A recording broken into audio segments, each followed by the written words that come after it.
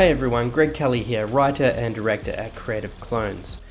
Recently I've been getting into Super 8 filmmaking, and a few people have been asking me about it, so I decided to put together a video and share my experiences thus far.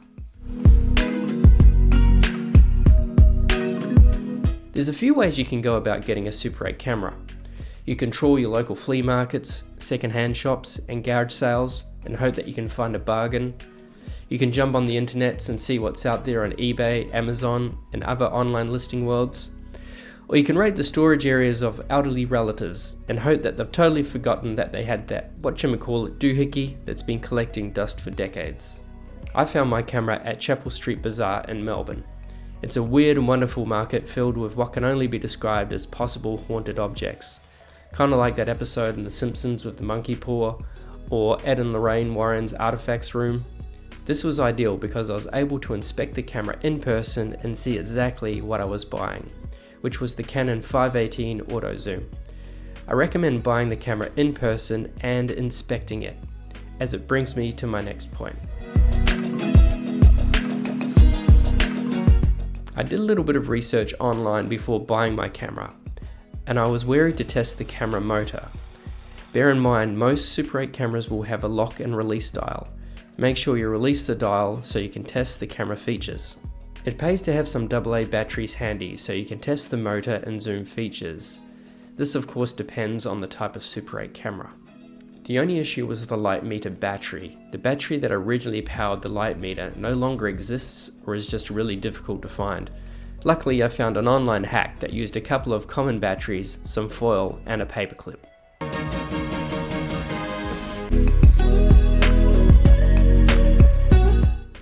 Luckily, there's been quite a renaissance in the film stock world, so Super 8 film is quite easy to come by.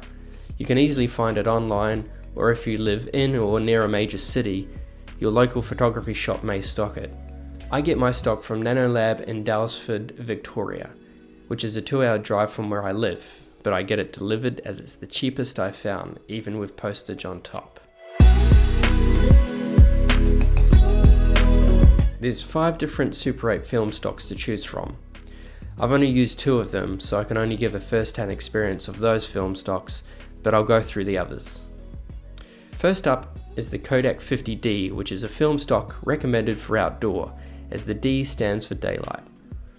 I've used this stock on a behind-the-scenes clip for a music video. Here's a little bit of it.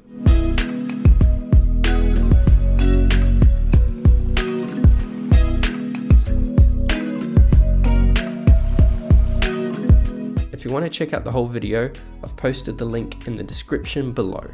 It could be my camera, but I found when in direct sunlight I was overexposed, but in the shade it was great. As you can see here in the shade, all the levels look pretty good. But I would definitely recommend this film if you're going on a road trip or doing something touristy outside.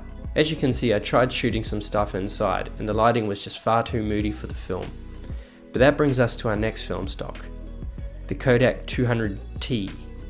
This film stock can be used outside and inside as it's balanced to tungsten light. I have a roll of this but I haven't tried it yet. I'm waiting for some inspiration to hit me so I can go film something narrative indoors. 500T is best for colour, low light environments like outdoors at night time as it picks up shadows. But again, I've yet to use this film stock. Kodak Tri-X is a black and white stock and is quite versatile. I used it in this narrative piece I filmed as we came out of COVID lockdown in Melbourne. Again, if you'd like to watch the whole clip, I'll post the link in the description below. I shot this with just natural light, so there's some grain there, but it has that old silent film look, which I really dig. The next time I use this will be outside, so I can lessen the grain and then compare the two. Kodak Ektachrome is supposed to be the best Super 8 stock with enhanced colour and sharpness. But again, I haven't used this stock yet, so I'll have to wait and see. With all these film stocks, you have about 3 minutes in the cartridge, which is about 3 minutes shooting time. So make sure you use your film wisely. But I guess that's the beauty of filming on analog. You can't film endless takes. With the Tri-X black and white short film, I did 1 or 2 takes for most shots. I had to keep in mind how much film and shots I had left.